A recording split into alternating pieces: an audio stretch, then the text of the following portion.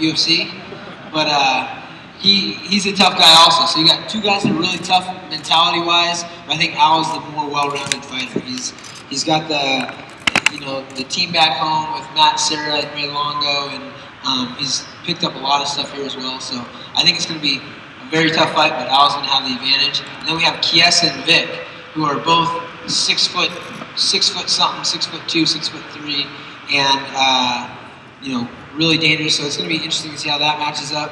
Chiesa's the wrestler, Vic is more of the striker. So it's going to be that classic battle. So what's the total score right now between Team Faber and Team Cruz? I'm not sure what the total score is. When it was all said and done, we had won 5, he had won 3, and now we both have 2 guys in the next round. So it's perfect. Yeah. It's perfect. So we can see what's up. We'll see it tonight. Don't forget to check it out live on FX. We'll start. Sorry, he was wearing UFC gear, bro. Sorry. But you can get yours on the concourse, including this fine shirt with Las Vegas. Feel free. You get a discount. I don't think you will. Go ahead. Go ahead, bud. Hey, Urijah. 2 questions for you. One, on the Ultimate Fighter, you got to shoot some awesome guns. I'm wondering which was your favorite, and what'd you do with the $20,000 that you won? That whole thing was awesome. We got to do a little bit of practice before then, and I think the grenade launcher was the coolest thing. There was they say the only thing that almost only counts in horseshoes and hand grenades, and so there's a lot of room for air there. But it was cool, man. I felt like I was in war with that thing, and that thing had a little kick to it, and a big explosion at the end. It was awesome. What did you do with the cash? With the cash, I gave some to my assistant coaches, and the rest is sitting in my safe back home. I'm not sure what we're going to do with it yet. Maybe.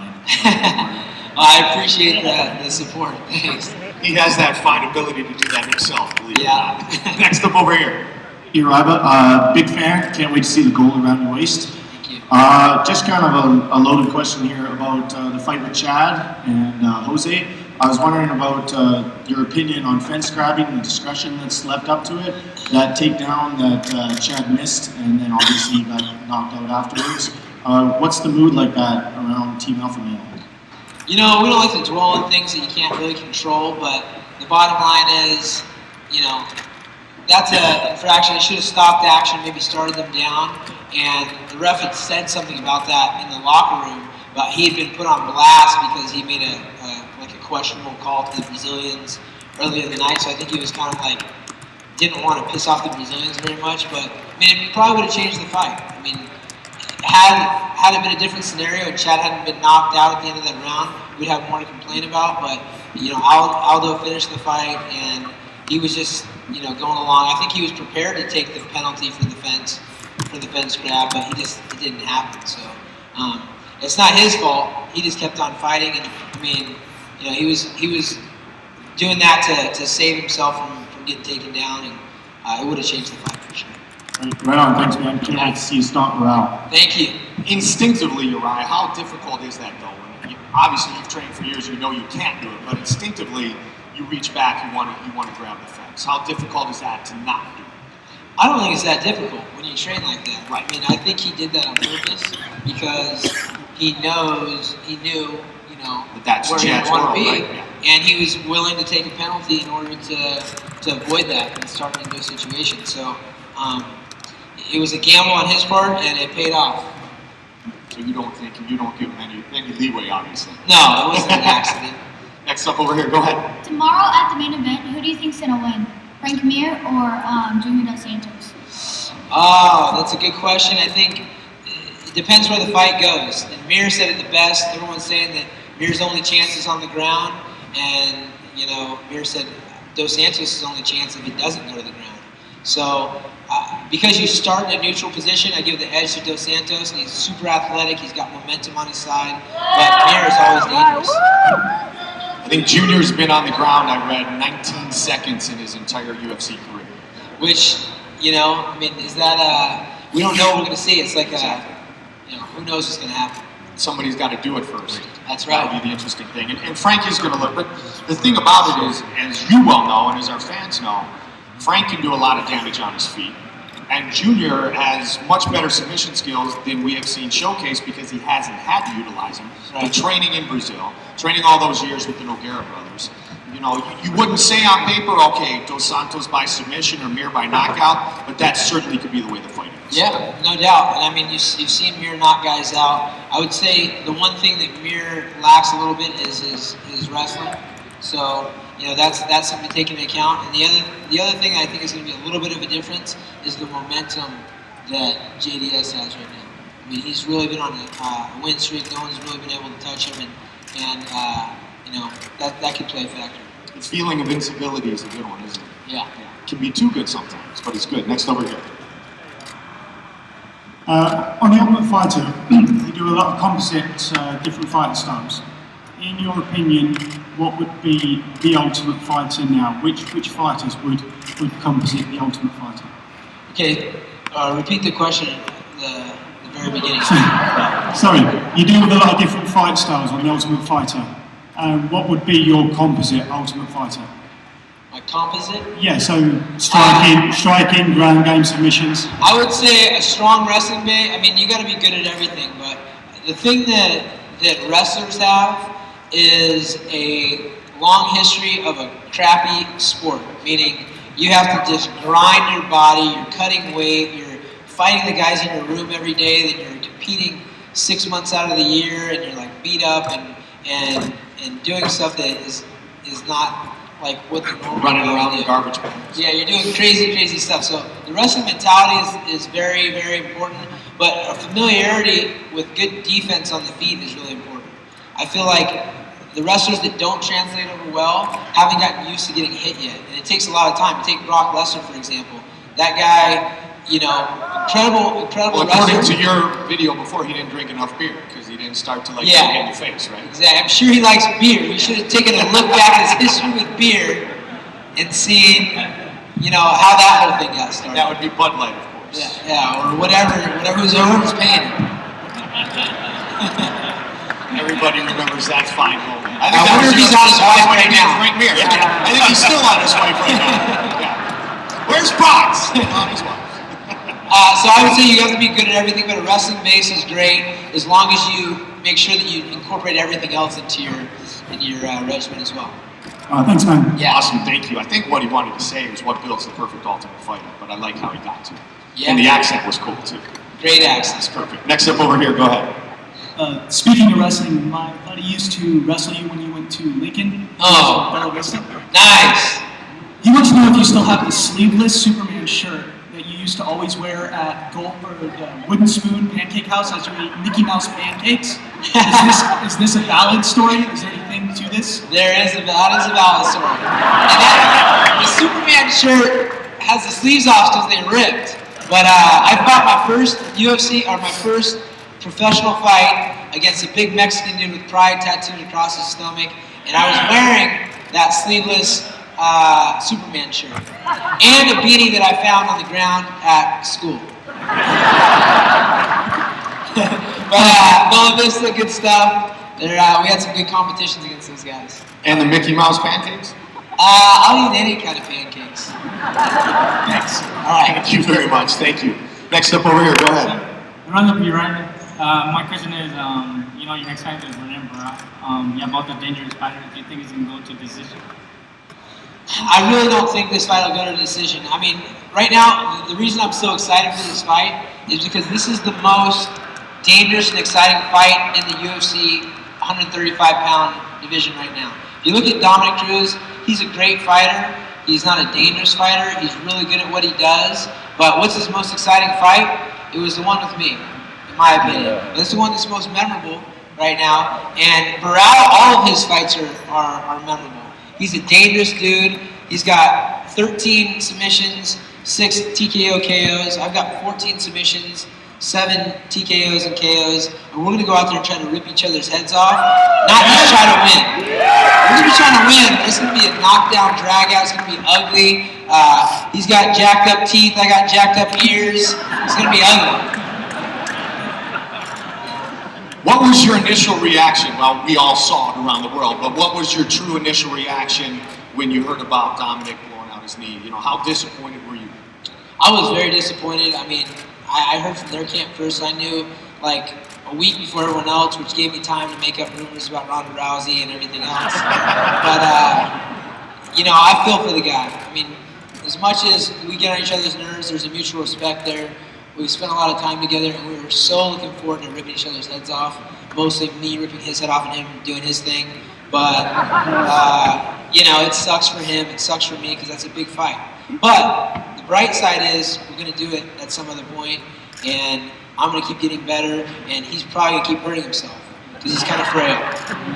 This fight you have now with him and Barão, no disrespect to Dominic, but it's a different type of challenge as you just described, and maybe in your mind, a more dangerous challenge. Yeah, it's more. I mean, when you're getting ready for a fight, you want to have that sense of danger, and I don't really have that. It's like, okay, how am I going to win against Dominic?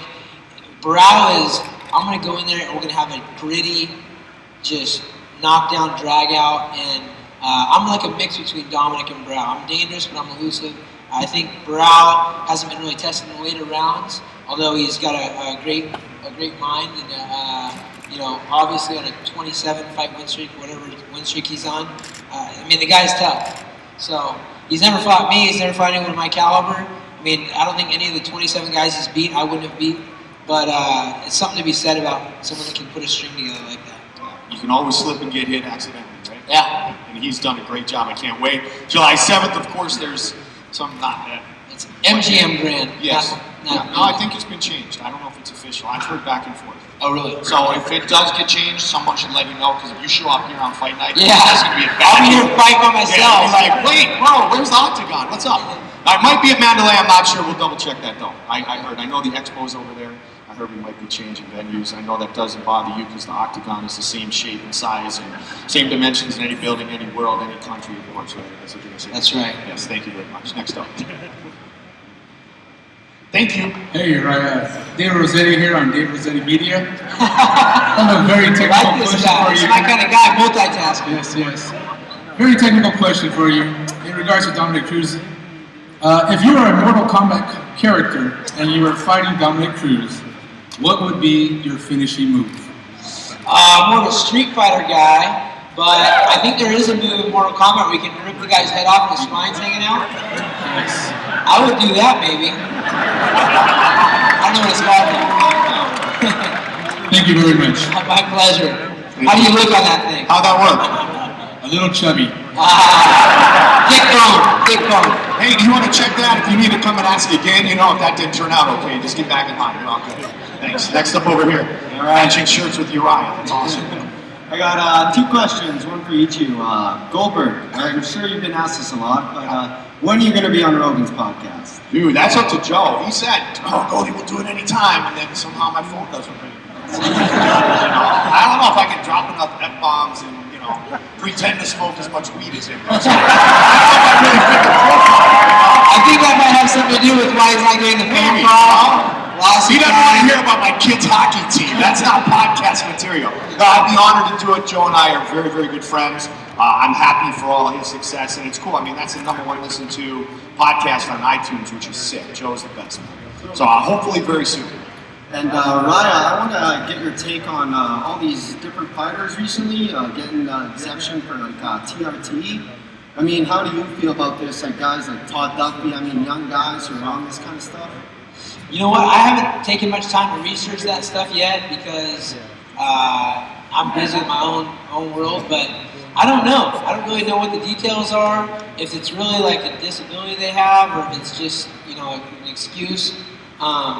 My concern is the health. Steroids aren't a good thing for you. So if they're finding a way that's helping them and not hindering them, and they really need it, then so be it. But I don't know. I haven't even looked into that thing yet, and as long as they're checking everything out and the people that are in power say it's okay, then I can't really say anything about it. Cool. Good luck, man, against him, Barão. Thank you, buddy. Thank you very much. Next up, go ahead, bud. Hey, Rafai. This guy was double-fisted before with his Saskatchewan Rough Riders. You got my name backwards. That's awesome. You started the middle of my name at the front. It's Brian. Like I said, he had two Bud Light limes and no camera going about a half hour. Cody, can I get a picture? Oh man, I don't have a camera. I was wondering what the biggest challenge of being a champion will be for you again.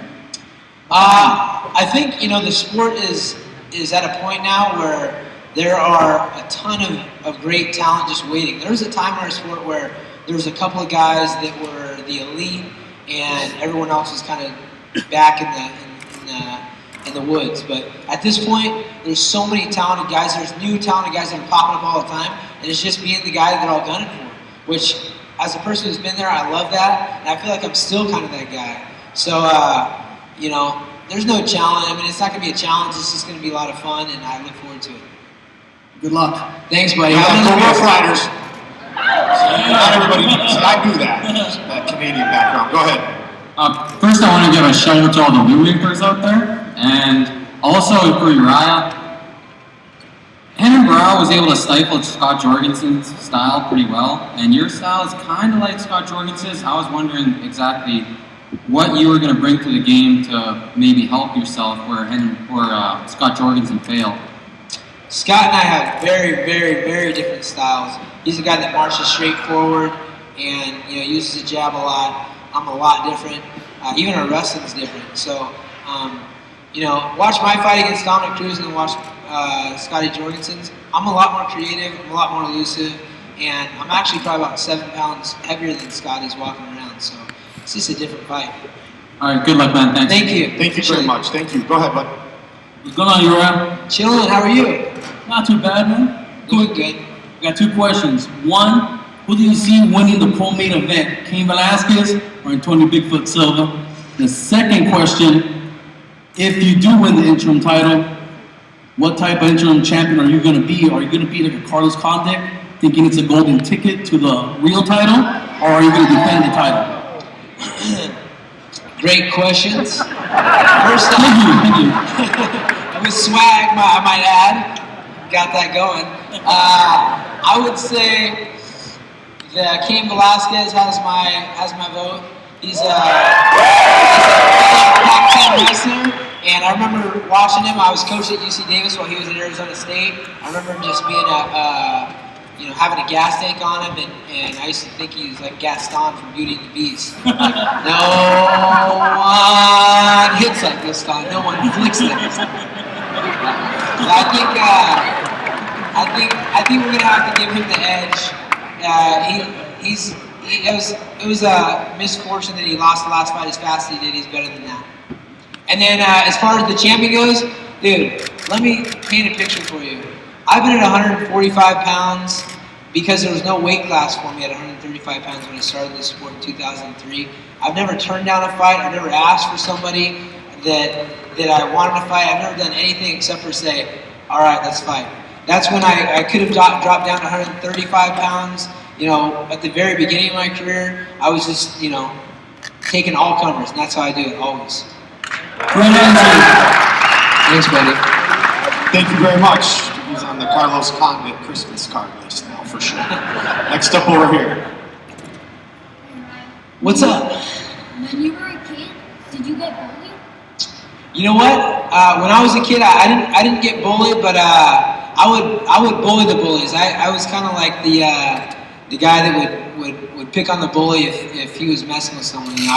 I was never the type of guy that got in a fight. My mom was always giving me, on my report cards, we didn't have A's and B's and C's. We had positives and negatives and needs improvements. It was like at a real cool school.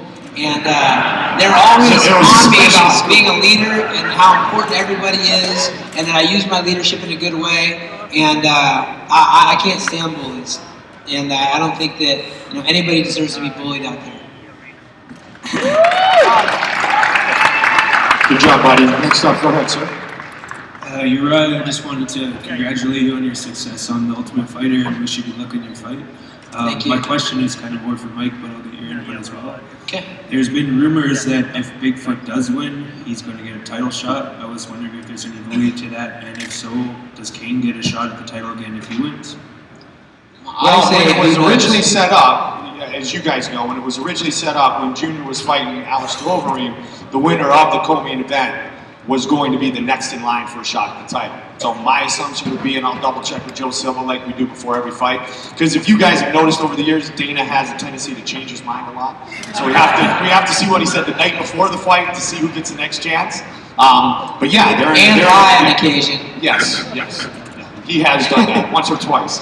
But yeah, that is definitely supposed to be the next matchup. The winner will face the winner of the co-main event of the evening. I think Cain Velasquez, you know, should get another shot at the title if he beats Bigfoot. And Bigfoot would continue to come in with great momentum. He's coming off a great performance in Strikeforce. He had the one setback to Josh Barnett, or to Cormier, pardon me. And you know what? He's a worthy candidate to fight for that title. So yeah, it'll be an interesting matchup, but it's an all-Brazilian matchup too, with Silva and with Junior if he were to win. But yeah, I think the top 4 are the top 4, and that's why they're in the co-main event and the main event of the evening. Just one more quick addition. Which fight would you rather see, a rematch between Cain and Junior or Bigfoot and Junior? You know, I think, you know, and no disrespect to Bigfoot, but I think, as Urijah said, 64 seconds didn't really tell me the story. And take nothing away from Junior Dos Santos, a knockout is a knockout. I think would we all like to see know that if again. they fought when they were supposed to, they wouldn't have went down like that. Well, I don't think we can say that, though. You don't know that for sure because he got knocked out. So you don't know that. And nobody's beaten Junior Dos Santos in the UFC. That said, Junior Dos Santos again would be a fight I would love to call. I like to see Bigfoot do his, like, you see him dancing, he walks in on Strikeforce, he's slick. Thanks, guys. Good luck, bro. I'm sure Frank Mir and Bigfoot have a little bit they want to say about that, though. Next up over here. Hi, Urijah. I come from Chile. It's more than 10,000 miles from here. And, Chile sounds awesome. I want to go there. Oh, you're welcome. And it's a very beautiful place. I want to say hello to Mike also. And how are you, sir? We would love to do a fight. Yeah, I'm happy to be here. And Urijah, I just wanted to know, because now that you have the flyweight enough, maybe you have just one big fighter for each of the lower weight classes. Is Joseph and you, and then Castillo was in Mandalay today. It's my hotel.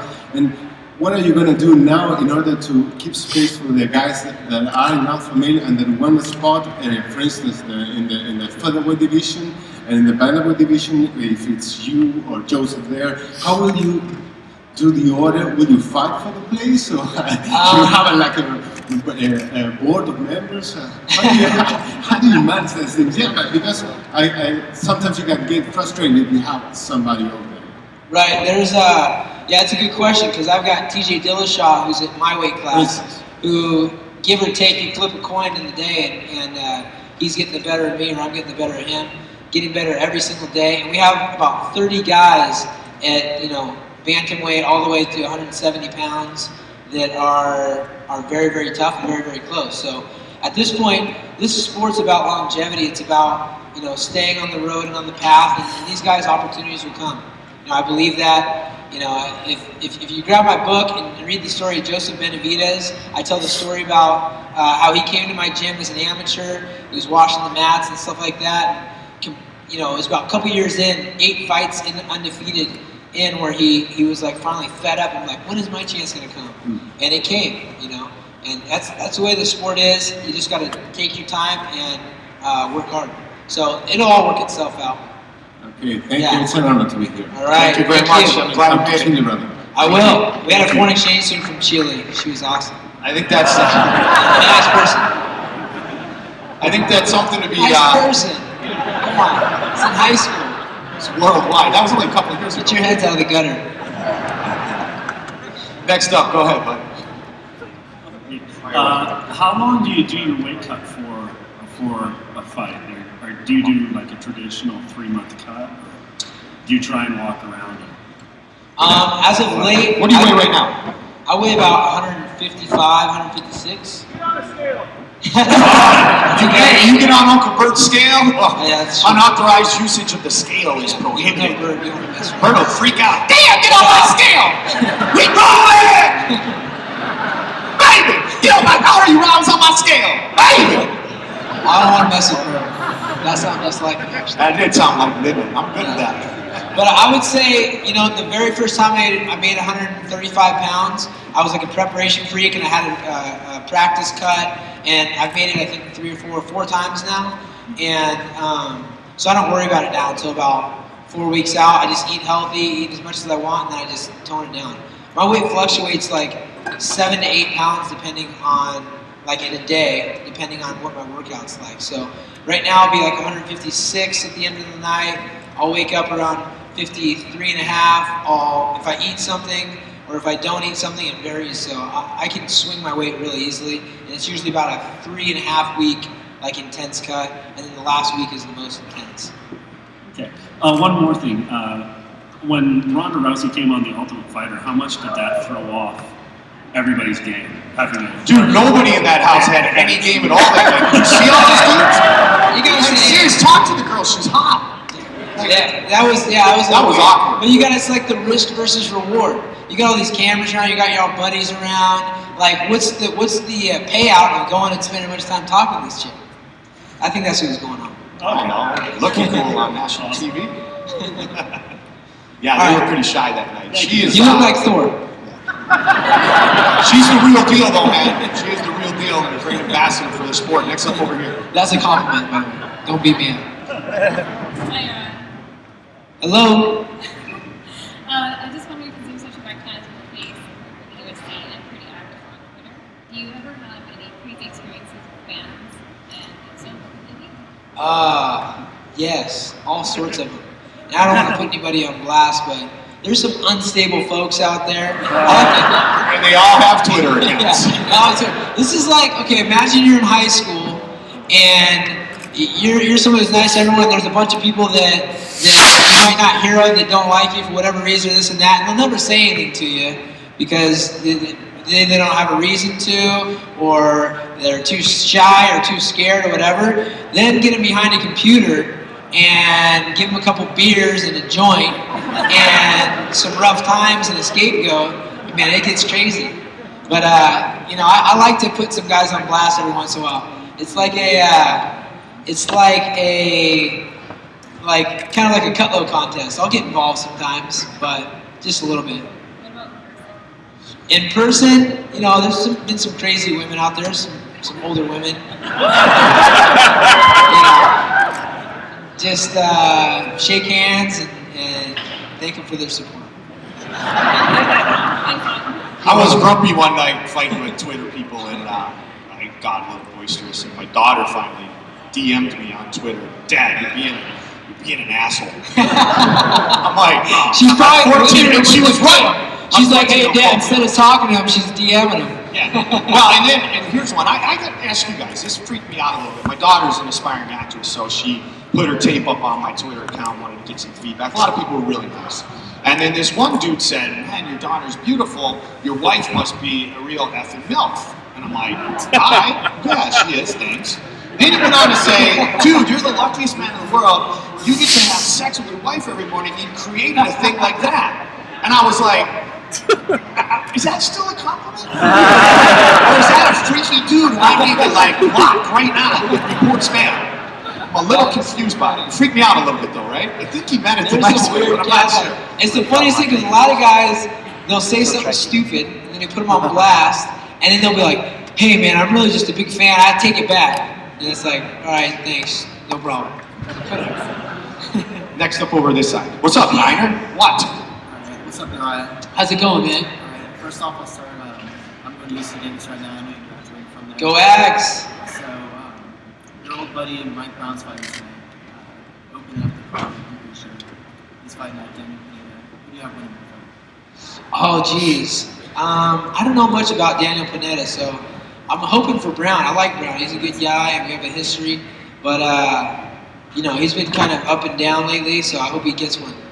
Yeah, this will be mine and Joe's first time calling Pineda because he was on a couple of FX shows. Do you know much about Pineda? 2 first-round submission wins. Not much, really. Yeah. I saw Mike Brown. Yeah, that guy cuts hard, man. Really hard. But yeah, I don't know, man. We'll just have to wait and see. All right. One more question. My friend right here went to high school with Michael McDonald, back in Modesto. And I was wondering how you match up against him and what do you think? How do you think your skill set matches up against his? I think Michael McDonald's an extremely talented, gifted kid, and I've known him before he was in the UFC and stuff like that because of the Northern California circuit. So he's talented. He's like a lot of the guys. They're dangerous out there. He's not as well rounded as I am yet, but he's got a lot of time for potential, and I think probably his ground game could use some improvement. But his hands are incredible and his kicks. He's got a little brother too, who's I think 17. Yeah, he came down and he did, against his brother's will, he came down to Team Alpha Male for a day, and he got in at 9, and he didn't leave till 8 at night, and just sparred everyone the whole day. So that whole family's tough. Yeah. He's still 20, right? He didn't turn 21 yet? 21. He is 21 now? So you don't have that being able to buy beer anymore. He can buy it himself now. Yeah. Next up over here. Yeah, first of all, I'd like to say, Urijah, thank you for always having a awesome fight. You are very entertaining, and your fights are always good banging fights. So thank you. Keep up the good work. My pleasure. Also, I got a question. So besides the 2 classes that you fought in, if you could put yourself in any weight class, what class would it be and who would you fight? I would say the heavyweight division because they get paid the most, and hoping to help change that over the next couple of years. But you know, this is a risky sport, and it's getting to the point now where we can start setting ourselves up for the future. But it seems like the heavyweights get paid the most. So that being said, who I'd want to fight? Brock Lesnar, because he's good at one thing and he's got a big name. And that's it. Huh? Oh, you got it. He said that, Brock. No, I think Brock's great for us. Where they were talking about him. He's been outstanding for the Hall of Fame. I mean, the one thing that people don't understand is Brock accomplished something that a lot of guys like myself, like even some of the top fighters in the world have tried, is to become a national champion in wrestling. And Brock accomplished that. So you got to give him a lot of credit. And even though he only had 4 fights in the sport, and probably could have dedicated a little more time to it, I mean, what an impressive guy. 106-5. Yeah. He's a collegiate wrestler. Pretty incredible. That's about as good as it gets. He's outstanding. Next up over here, hey, don't forget too, we've got our UFC merchandise, the official merchandise up on the concourse. My good friend Jeff Wynn will set you up with whatever you guys need. So check out the great stuff if you have a moment. Go ahead. Hey, Urijah, I was wondering if you could take one fighter to bring him to Alpha Male, who would it be and why? One fighter from Team Alpha Male. To bring in. To bring in, be part of the team? Yeah. Man, there's a lot of good guys out there that I'd like to bring on the team. We've had a lot of foreign exchange guys and stuff like that. But yeah, Zombie's a cool guy. We had a good time with him. Didn't speak any English at all, except for what I taught him. And he had a great attitude, so he'd be a good guy to have. And good luck in your fight. Thank you, man. Thank you very much. Thank you very much. July 7th, Urijah Faber and Barão. Go ahead. Good afternoon, Urijah and Goldie. It's always a pleasure. My name is K.C. and I've had the privilege of seeing you fight twice at WC 38 and 48. And I wanted to ask you personally, Urijah, what happened with Form Athletics, man? I thought it was a good brand, clean MMA brand. Yeah, your side of the story. Yeah, that's a good question. I haven't really addressed it because it was kind of like out of my hands. I sold that company to K-Swiss 8 months after we started it, and and it was just stuff that I like to wear. I've yet to find another brand in MMA that I like as much as I did his Form as well. And what happened is the son of the owners of K-Swiss, there's a father and the son. The son was kind of running the shop, and he's the one that was going with this. K-Swiss had a terrible month in the stock market and just closed up a bunch of different things, and they used Form Athletics kind of as a tax write-off, which is unfortunate. It was an awesome brand. And then right after that, we've got I'm fighting, Joseph Benavidez is fighting, Chad Mendes is fighting, Jones Bones is fighting, Anthony Pettis is fighting. Everybody's fighting for huge fights. There's free commercials out and all this stuff. And the way the deal was structured, I was going to get a deal in the third year of the profits. All the profits in the third year was part of the buyout. And so the third year would have been this year, and they would have got no money again for a whole year because it was still building. So there's a lot of stuff that was behind the scenes, but basically they just used it as a tax break. And that's big business. Form was a little business. Yeah. Thank you, guys. Yeah, and I like the shirt, man. I'm gonna work on something. I'm gonna bring something else out here soon. Something cool. Hey, we just got time for a couple more questions. I apologize to those of you guys who couldn't get in, but Urijah will be around for some pictures. He's got a coach tonight. Semifinals live on FX. Don't forget, July 7th.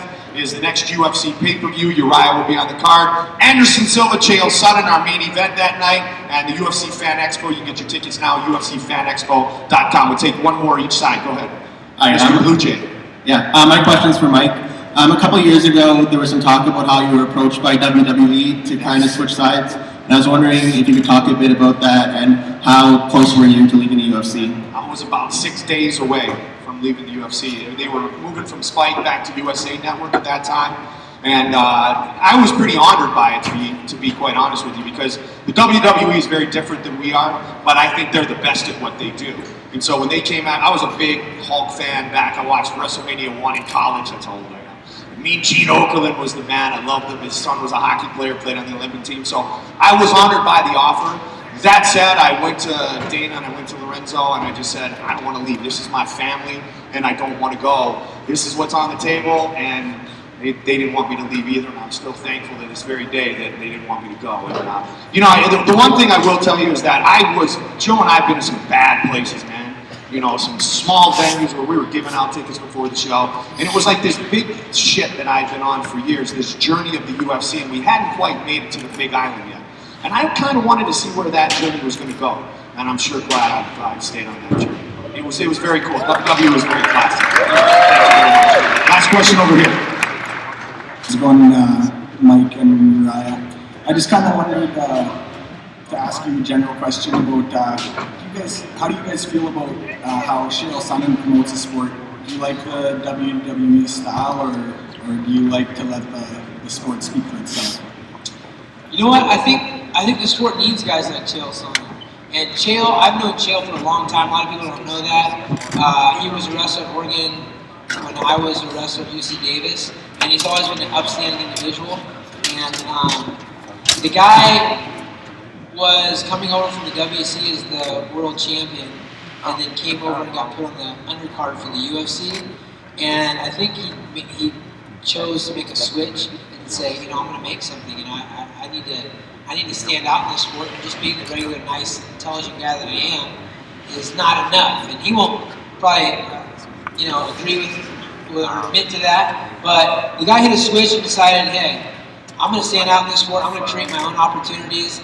And I think he does it in an interesting way that everybody can either really hate or really love. So, you know, what more can you ask for from a fan? You know, it's the old saying, the Howard Cosell, Monday Night Football. You know, you watch because you hated him, you watch because you loved him, but you watched. And Tito Ortiz was great at it for years as the Huntington Beach bad boy. Chael Sonnen's taken it to the red belt level. That dude is the master of our masters. I just bought his book. Yeah, I got mine coming too. And you got to read between the lines, but it's pretty funny, man. It's good stuff. And he has evoked emotion in all of us, and who's not fired up for that fight against Anderson Silva? Thank you very much. And he thinks I'm innocent on the whole flexing in the mirror thing with Dana White too. So I'm hiring him as a lawyer. All right, guys, thank you. We got a couple of giveaways for you. First of all, let Uriah pick the winner. Which one's this? Fight Club Backstage winner. Draw one. Okay, here we go.